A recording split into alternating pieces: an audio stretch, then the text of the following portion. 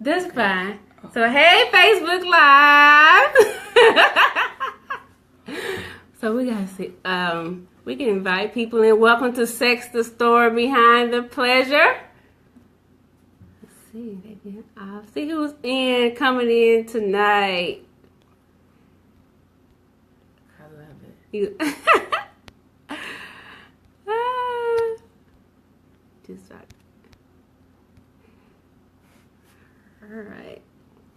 Sex, the Story Behind the Pleasure. I am Shamel Jackson. Hey, Lincola. I am the owner of Breaking It Down with C. Jackson, author of Wait, Women and Intimate Tales. And welcome to Sex, the Story Behind the Pleasure. Hey, Jessica. So we're going to be talking about the meaning and purpose of sex. So, and I have a guest with me today. Her name is Sheba Taylor. And so you want to go ahead and share this with everybody you know. You can hit that share button at the bottom of your screen. And you can share it with your friends, family, whoever you want to share it to. You can follow me on Facebook, Instagram, YouTube, all those places you can find Breaking It Down with C. Jackson. So, as I said, I have a special guest with me today. If you're a first-time viewer, type a heart or a 1 in the screen. Hey, Lincola, if you're first, hey, Jessica, if it's your first time tuning in, some of you all follow me from Periscope, and now you switch over to Facebook Live, Lincola and Jessica. So, thank you for following me over here. Hey, Aisha. Hey, Aisha. All right, so we're gonna go ahead and just get started and tell you about who this person sitting next to me. Her name is Sheba Taylor. I told you guys in the previous broadcast that I would have a guest on. So she is the first guest, y'all, for Sister Stuff Behind the Pleasure. She is the first guest. But I'm going to let you guys tell a little bit about herself and whatever else she wants to tell you.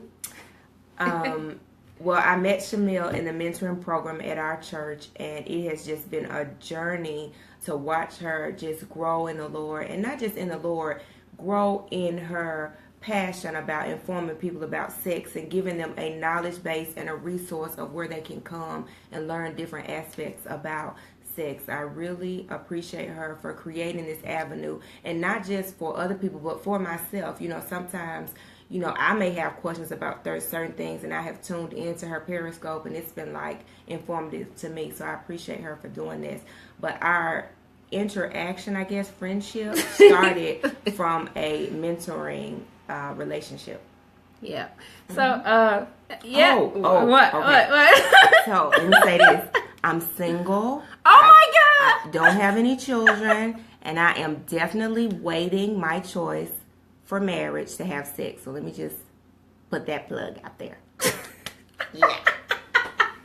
Okay, so I'm gonna give y'all this. She's crazy, y'all. So I'm just gonna say that now. She's really silly, but I appreciate her for coming on. Y'all just don't know how much this is a huge step for not just me. If you know me personally, you know her personally. It's big. It's big.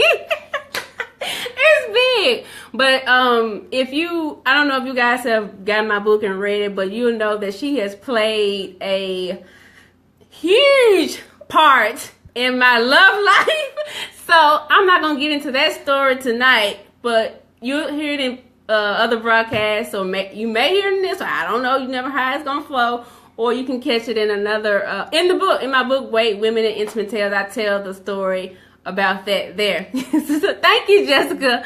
But yeah, so let's get to it. So you saw the title of the broadcast, Sex with a question mark and exclamation, because a lot of times, even on my book, I'm going to show you on the cover, it has the lady saying, the girl saying sex, and she got like, somebody's like, what is that? And then they're like, OMG, like, oh my God. So we're going to get into the meaning and purpose of it. It may be similar to what you thought it was, what you had thought it was, or different. I don't know. But the reason why I wanted to get into the meaning and purpose of it, because before we get into all these other details, because sometimes when you don't know the meaning of something or purpose of it, you'll misuse it.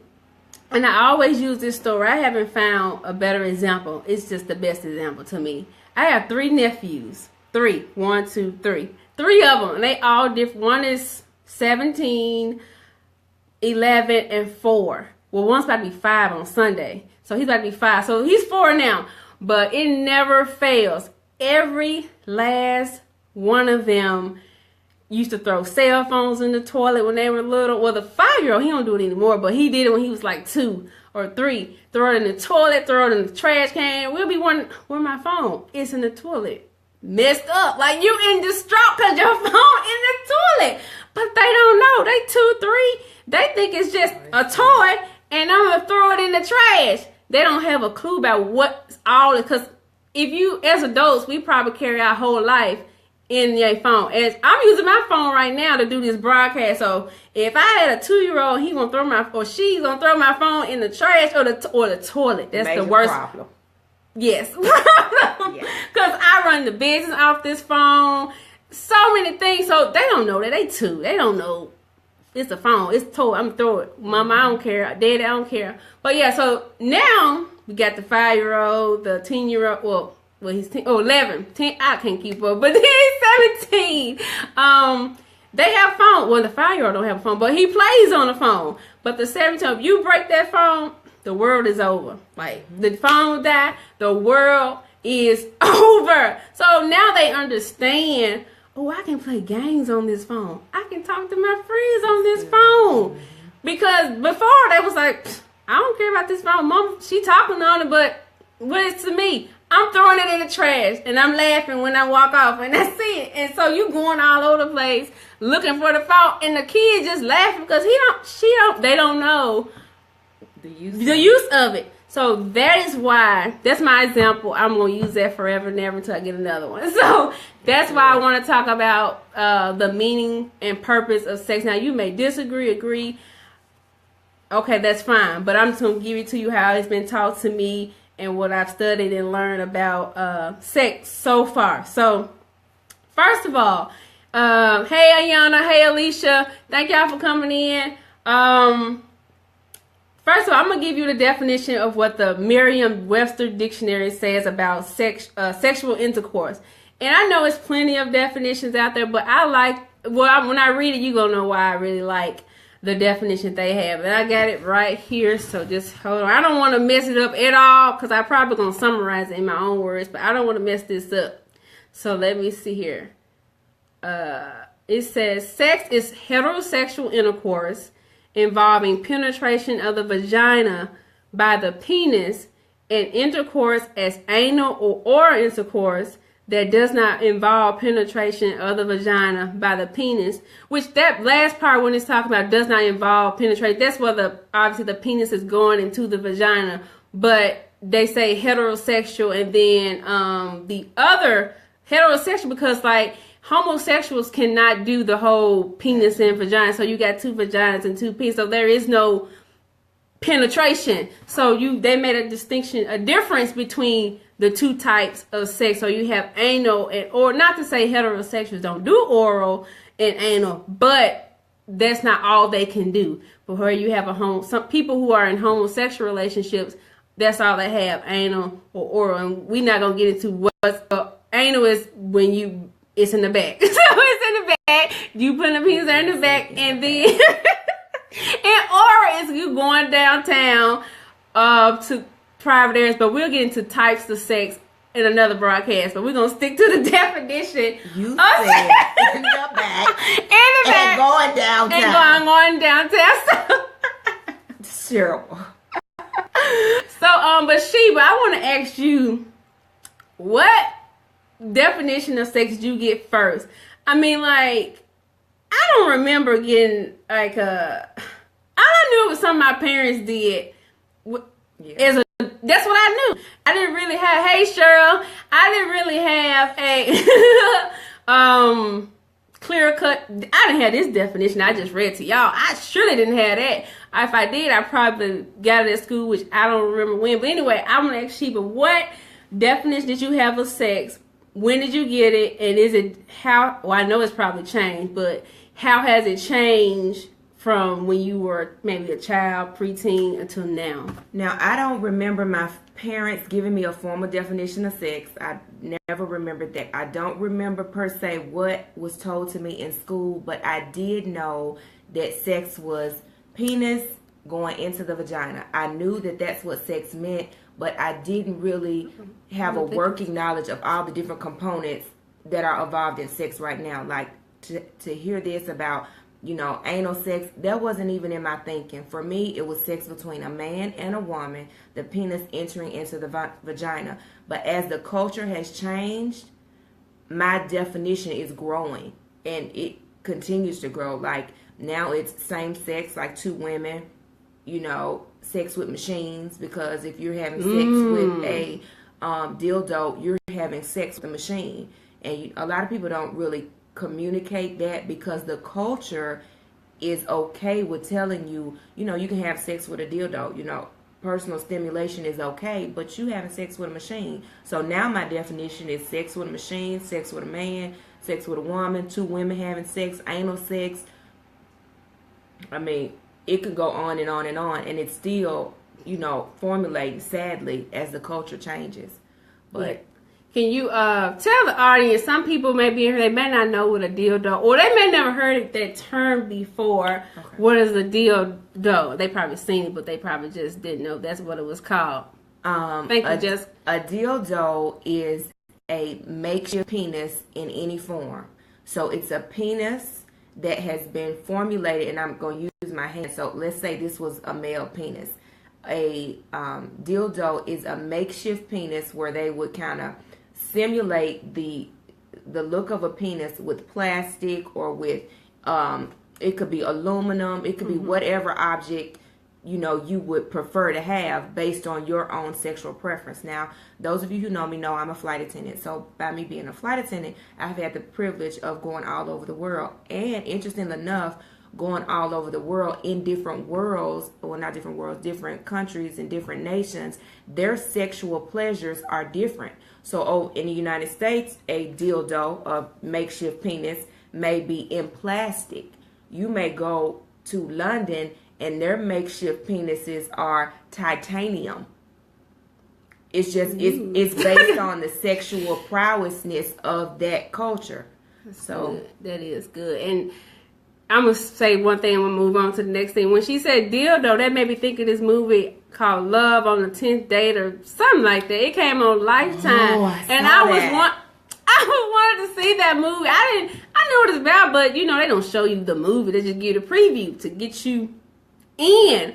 And so I went to my parents' house, and because I told my mama to record it for me. So I was like, I'm going to see what this is about. And so I think maybe within the 30 minutes, because Kelly Rowland, who was in Destiny's Child, all that, she said she was practicing celibacy. That's when you're not having sex until whenever you choose to, I guess. And so, but in one scene, she pulled out a dildo. And so it was some other things going on, threesomes and, hey Yvette, threesomes and just all kinds of stuff within, I'm going to say at least 30 minutes. I was done for after that, because I was like, and let me I can't take all that in. Can I say this? If I watched that movie too, and what I just would like you all to walk away with just from this segment is, make sure you guard your heart about what you allow to creep in, because walking away from watching that movie, which was very good, it opened the door for people to accept love any kind of way. Because the movie shows you different aspects of love from 3 different relationships, it's trying to get you to be open to the world's way of receiving love. So you have to be conscious of what's feeding into you, depending on what it is that you want. Okay, yep, that's good. Well, I ain't get to the end. It was good. I believe you. That move was she said that move was a lie. It was. Yeah, because anyway, that's a whole nother broadcast. So, but no, but yeah, so that's the definition, and I went off track with the whole movie thing, but you guys, what definition did you have of sex, and has it changed since you were a child until now? Like, what is your definition of sex when you were little, and what is it now? You can put that all in one comment. Type it in if you feel free to share that. What is your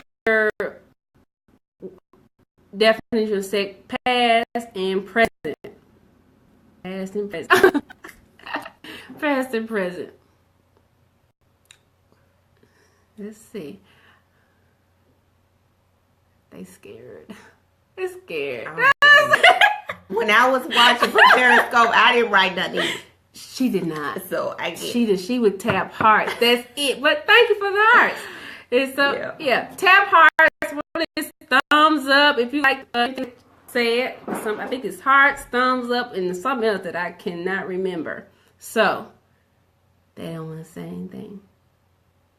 But okay, we're going. If you're watching the replay, feel free to still comment if you want to comment after, inbox, whatever. I can use that information for future panel discussions, broadcasts, whatever. But yeah. So now that we got our definition, we're gonna get into the purpose of sex, and I'm gonna talk about 6 purposes. Like, you probably got other purposes, but these are 6 purposes I had just focus on. I don't know if people have more physical intimacy between man and a woman. Right. And as she was saying, culture, like her definition changed because now you got same sex, just same sex with a dildo. So yeah, now physical intimacy between a man and a woman, that's probably no longer, not to say that that's wrong, but if you tell that to somebody else, they was like, well, what if I'm not having sex if it's with the same sex? So you, all these definitions, but yeah, past was just a one and done. Present was definitely expanding my view. Okay, thank y'all for coming in. Commenting. Present was just okay, but yeah, purposes of sex, and I'm going to talk about 6, and they're in no particular order. That's just how I laid it out on my outline. If you see me look over here, I just got the outline to make sure I stay on track. And so the first one I'm going to talk about is in my motto: sex, the story behind the pleasure. And that's pleasure. So number 1, pleasure. One of the purpose of sex. So you can type that in. If anybody want to type that in, 1, pleasure. And I'm going to talk about the definition for pleasure. You probably know, but just to hear it makes it, you give you a whole new meaning. So, and plus, y'all, if you don't know me, I'm a teacher, so I can't help this.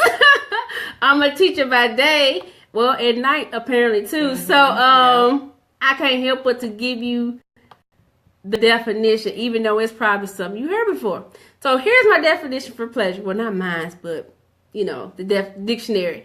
Pleasure is a feeling of happiness, enjoyment, or satisfaction. Something that is done for enjoyment. Something that causes a feeling of happiness, enjoyment, or satisfaction. So really you get what? Enjoyment, happiness, satisfy. Enjoyment, happiness, satisfy. Pleasure. Thank you, Marcus. That's what pleasure is about. And so I remember 2 men commented on my post Monday when I was like, what is your meaning of sex? And I was shocked because usually it's always the women that reply first. So I was excited to see that they replied. I think it was end up being 2 men and 1 woman.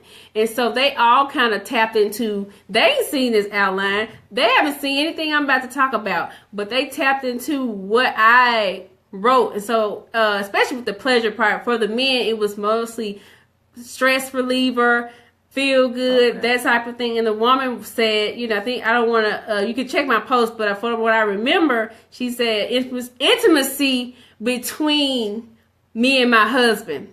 I really liked hers, but we're going to get into intimacy a little later in this broadcast and what that means. So I really like all that they said because it kind of tapped on at least 2 things that I'm going to say tonight. So number 1 is pleasure.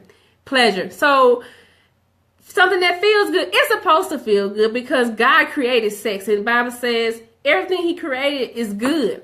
So if He created sex and everything He created is good, then sex is good. So why would everybody be trying to think it's hard? Because when you tell somebody you abstaining from sex, you would have thought you said you got 3 arms, and you do not. So it's kind of like that. But so they're saying, they looking at you crazy because they know it's hard for them to abstain because it's something that gives them pleasure. Unfortunately, people may not, like I said, these are 6 that I have read about and studied about. So some people may not think it's pleasurable because of different experiences. So that's just an experience. So that's why I'm giving you what it's supposed to be, not what your experience has been like. But Sheba, you want to say anything about pleasure, the first purpose? I just agree with that. It should be good. So I have missed a comment. Some of y'all, when I get talking, y'all, I'll probably keep going. So if I miss a question and a comment, I missed it. I don't know if I can stroll down. Okay, I'm gonna leave that alone. So I'm gonna let that work itself out. But number one is pleasure. It's supposed to feel good. Even in Proverbs, it talks about the man is supposed to enjoy the husband is supposed to enjoy the breast of his wife always. Her breast is supposed to satisfy him always. So that's pleasure.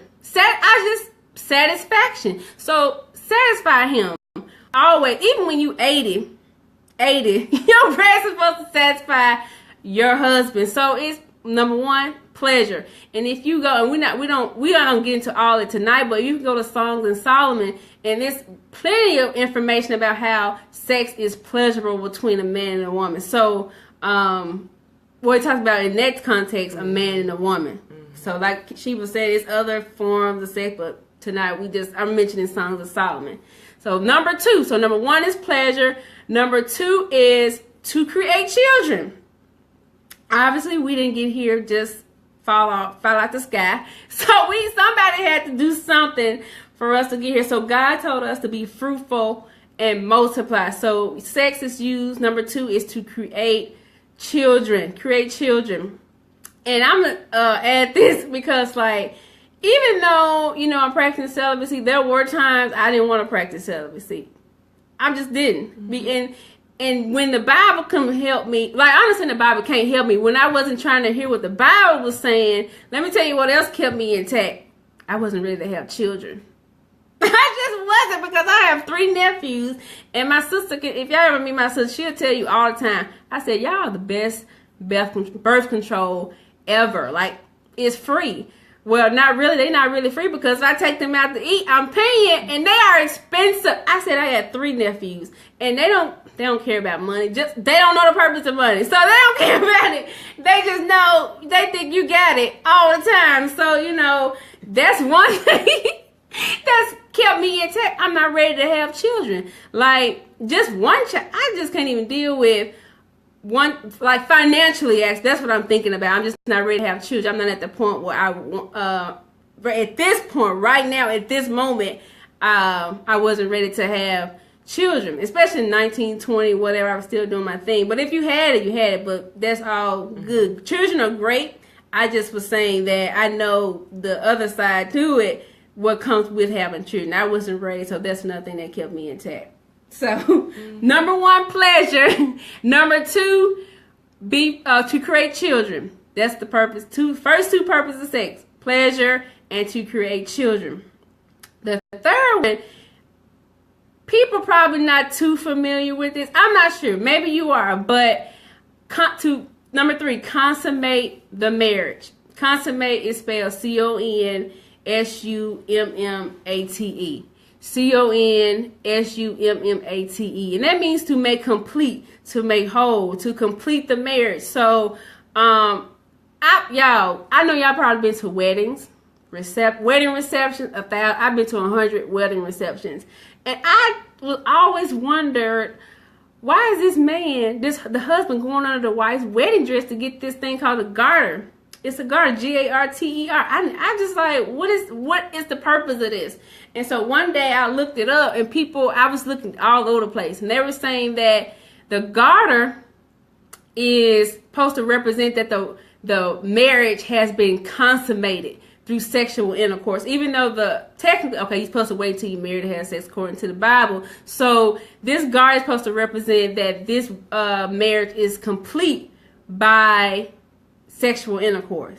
I didn't know that, and people have other opinions about it, but I've seen that a lot. So I don't know if anybody else knew that. Did y'all know that about this garter, or what have y'all heard? You didn't? Mm-hmm. So what have y'all heard about the garter? Because they had several things, but I saw that purpose of it a lot on a lot of websites to create children. I always thought getting the garter was the woman telling the man, I'm okay with having sex with you now.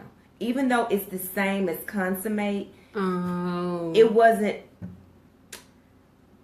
like an agreement, like a consummation to me. When I hear that, it means you're coming into an agreement that, okay, we're having sex. More so for me, it's okay for you to now have sex with me. Do you understand? I get, yeah. Because when you take this position as a Christian, you're guarded about, having sex. So you're releasing yourself like, now it's okay. You can come under my dress. Not like does that make sense? Yes, I like that.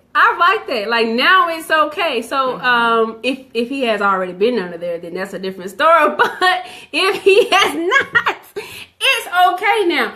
That's good. That's good. So the garter, I didn't know that. And I'm thinking, I always thought it was weird because all your mama, your dad looking at you like, this dude, he going under. I mean, it's weird to me. I don't know if I'm going to do it. I'm probably going to do it at my wedding, but I think you should. I'm going to do it real fast. Like, it's going to happen real quick. So,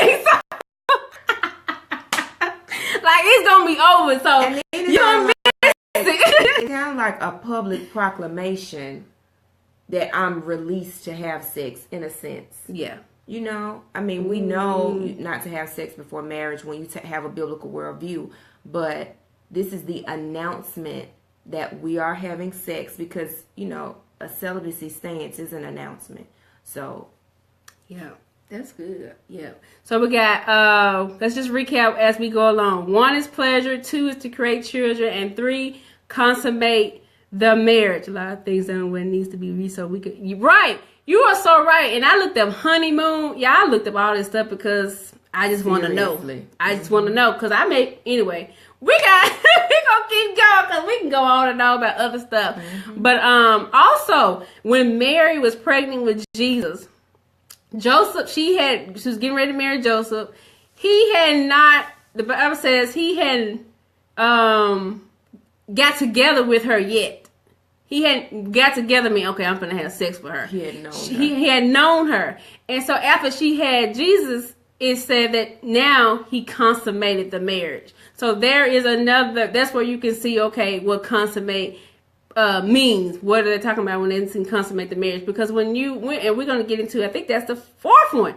The fourth one, purpose of sex, intimacy. So 1 is pleasure, 2 is create children, 3, consummate the marriage, and 4, intimacy. Intimacy means being very close, personal. Because now, okay, Joseph had not known Mary. He became he got together with her. Now they are one. You talk about when you have sex with somebody, you become one. Whether or not you say I do, you still are one. Period. Like, I think that's probably really where I stress a lot about sex, because I didn't have that understanding as a teenager. I can have I'm like, one. So people don't, and I think if people knew more that you are really married to that person, when you had sex with them, I think that would change everything. So intimacy, being close, being more personal. Because sex is they seeing all of you. Like, I remember, I don't do this now because I just don't. So, because it wasn't good. Of course, foreplay. I'm gonna say that's when you trying to lead up to sex. I would participate in that. So my breast was exposed to some of my boyfriends, past boyfriends. So, that was intimate. Like, if I let you get there, it's pretty serious. It's pretty serious. Like, and I know there can be even more serious. There are more serious stuff, but that right there was kind of like the building point to, okay, I done made it here. So it's like the hug, then the first kiss, then this, then that. So then that. And so you get to the big boom sex. And so, that was intimacy. Like, there's other different kinds of intimacy, but that right there, if you got there, you was pretty close to me. Like, you You in my space. You underneath my shirt. Like, you underneath my shirt. Like, you ain't supposed to be showing that to everybody. And it's funny because as children, like, we in the locker room and gym, if somebody saw you naked, whether you be like this, covering yourself up so quick. And so now we just like all over. And I'm not saying, I'm not judging anybody because I just told you they was all under my shirt. So now it's like we hey Evelyn. And so we exposing everything. So intimacy. And so the Bible says, Eve was created for Adam because he didn't need to be alone. And the two shall become one. So now they're one because now they are sexually active. They are one flesh. And that's going to be real key. If you follow me throughout this journey of breaking it down with C. Jackson, you're going to hear me stress on becoming one. Please remember that sex joins you with somebody else and you guys become one, whether or not you say I do. So remember that. Intimacy. So you had some things. She said I gave her a loaded question about intimacy. So I'm gonna let her share her thoughts on some of her thoughts on intimacy.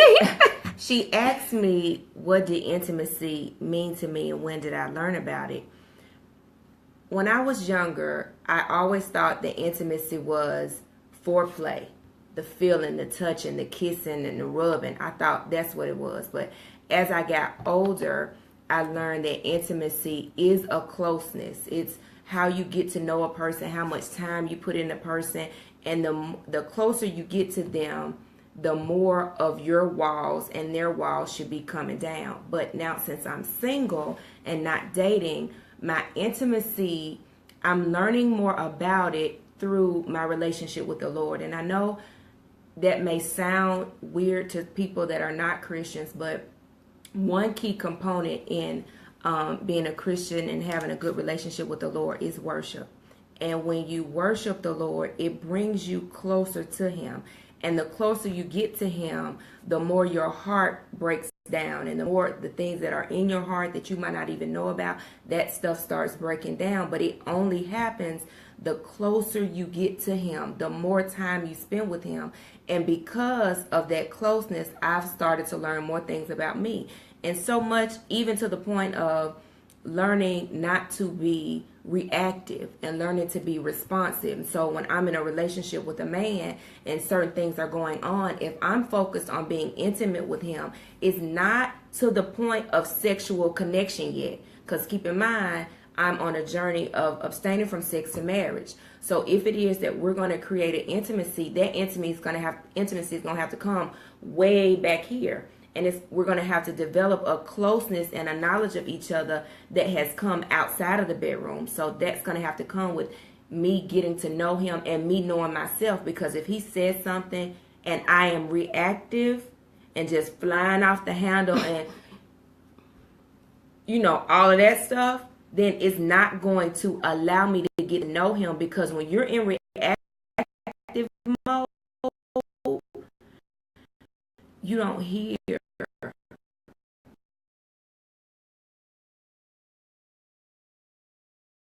what the other person is saying.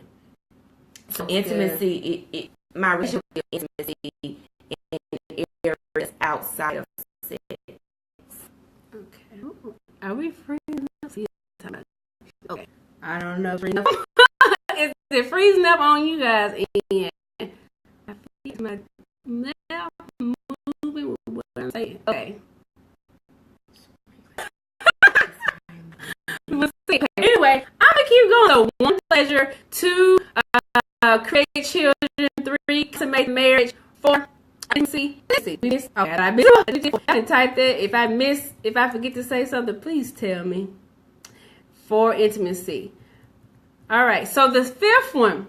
And if you're just coming in, feel free to share. Hey, Shalane, feel free to share share with your friends and your followers. So the 5th one we're going to talk about is to serve your spouse. Another one. This really was tripping me out. Serve your spouse because, now that you guys are married, you gotta your body don't no longer belongs to you. It belongs to your husband or your wife.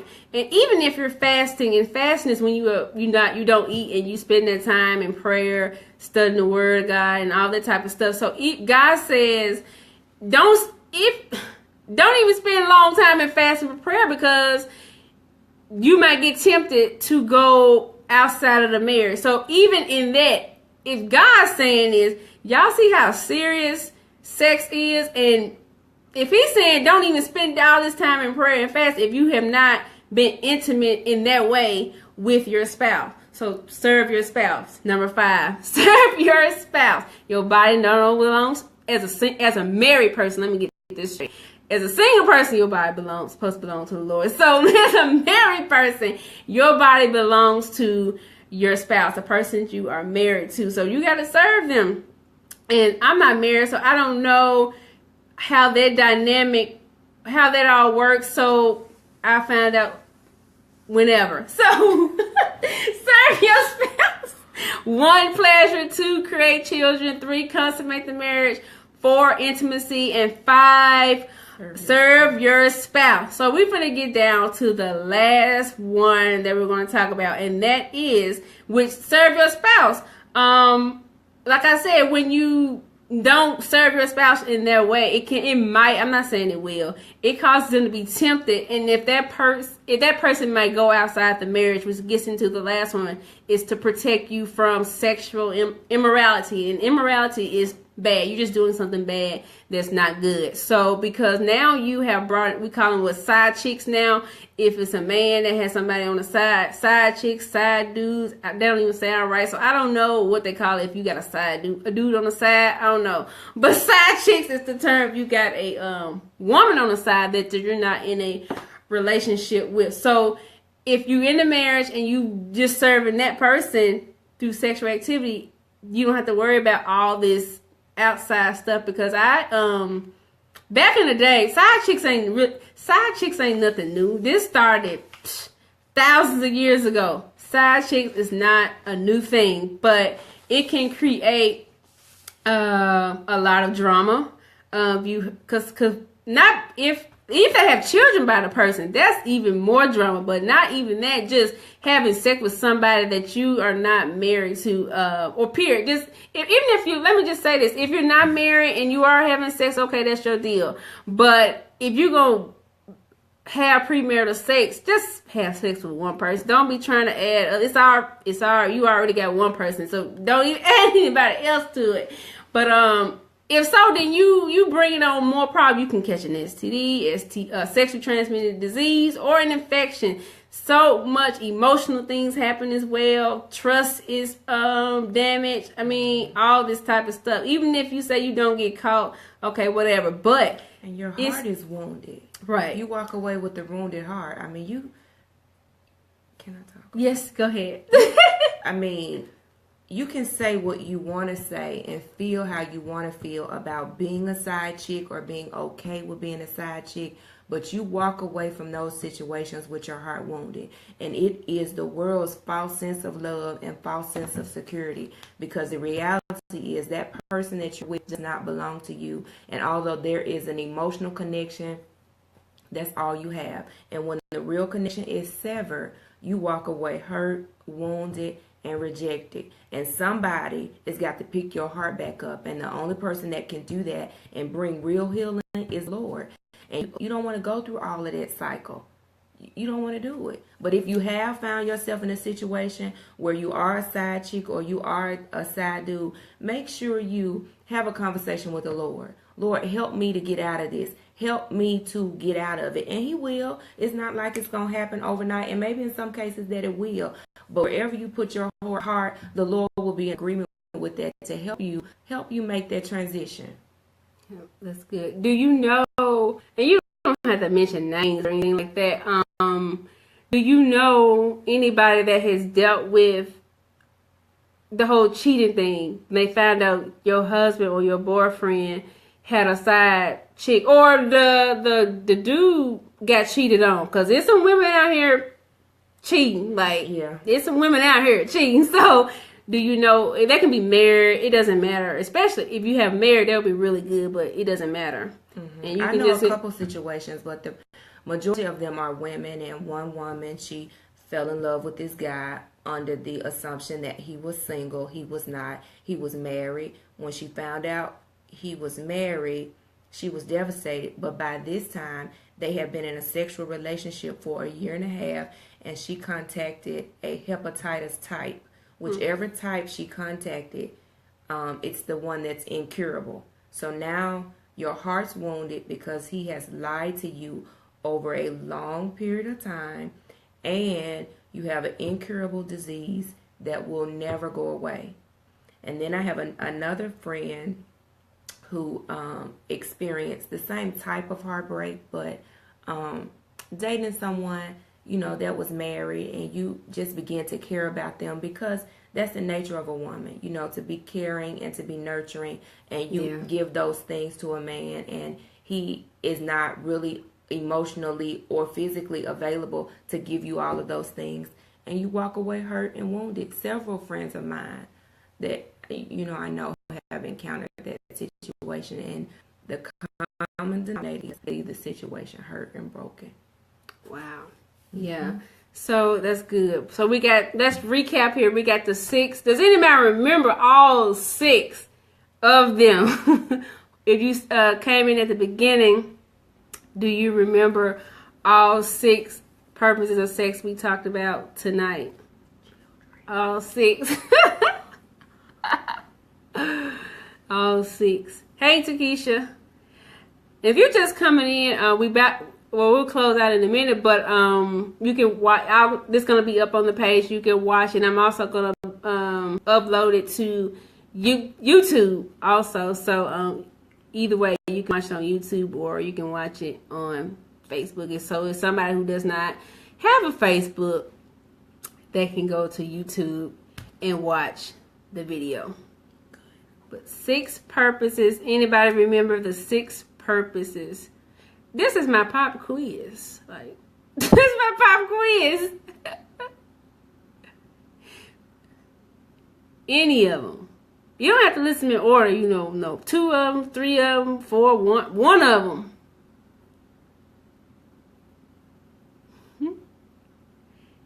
I don't remember. They left gap. So, number 1, pleasure. Sex is for pleasure. 2, create children. 3, consummate the marriage, to complete the marriage. 4, intimacy.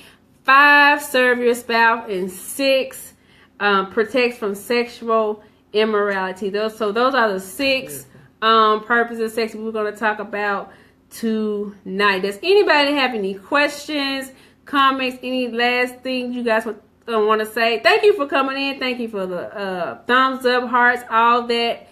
Thank y'all. Thank you. And if you just came in, you can watch the replay or watch the video. I'm saying replay because that's what it's called on Periscope. So, but you can watch the video. Pleasure. So, 3, please. Yep. Intimacy. Satisfy your spouse. Okay. 4. Wonderful.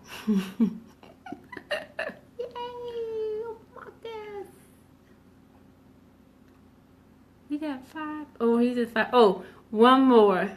One more, Marcus. We're real for you. You remember. Watch.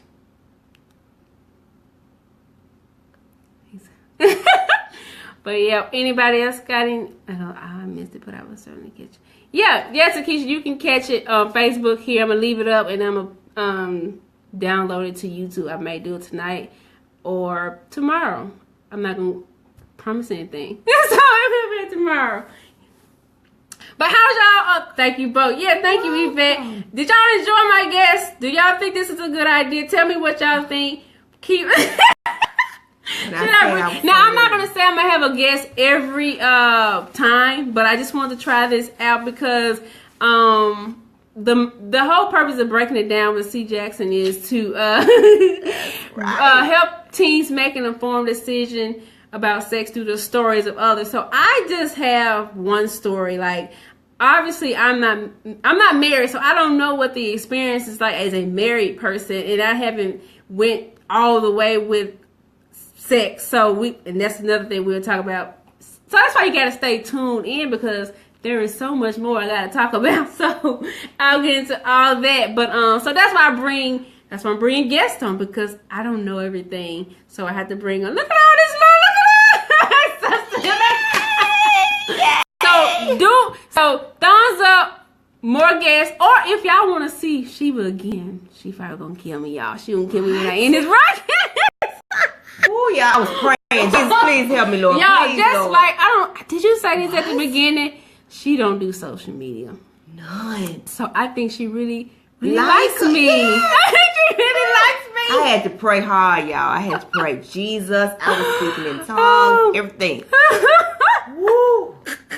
But yeah, so I'm gonna, if she don't come, that's fine. But I just appreciate her having. Thanks. This is the first one. I think I had a great time. Fun. Thank you for sharing, Anya. Thank you for sharing the video. But yeah, I had a great time. I can't wait. I'll be on here Monday by myself. That's February the 13th, 7 o'clock Central Standard Time. I'm doing Valentine's Day special. I'm gonna talk about things that happened to me on Valentine's Day. So I at least got two stories I need to talk about. So if you not available, you're not with your boo or anything, if you are, you still can tune in, because you don't have to leave your house. You can go anywhere. You got a phone, you can tune in to Facebook Live, 7 o'clock Central Standard Time. This Monday, there's still time to repent. Okay. All right, I repent. Jesus, forgive me, please. But yeah, I'm gonna do a Valentine's Day special, but I'll be back for the regular broadcast in March, first week in March. Now I don't know if I'll have a guest for that one. Not sure yet. As of right now, I do not, but I'm just trying this out every now and then. So sometimes you just see me, which I don't think nothing wrong with that. But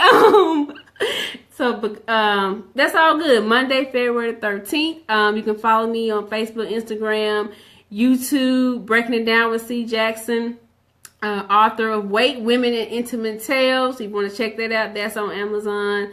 If you want to check the book out and see what that's about, because that's one of the first questions I asked in the book is, what is sex? So that's kind of like how I start all of this, like, what is it? Because while we gonna talk about it, we first gotta know what it is, and get at least touch on it just a little bit. But thank y'all for tuning in. Tell everyone, say thank you, Sheba, for coming in. That's one. So tell everyone, say thank you. Give her a hand clap. I don't know what's the thing for hand clap. Anyway, do the hand clap, and thank y'all. You can share this video. If you came in the middle, watch it from the beginning. We had a great time, but that's all. I didn't want to keep y'all all night, because we can talk about this. So I didn't eat much before I start this, so I gotta go eat. And so, but that's it. Thank you guys. I hope I can see you guys on Monday, February 13th. If not, next month or whenever I decide to pop up and do a special broadcast. See you guys later. Bye.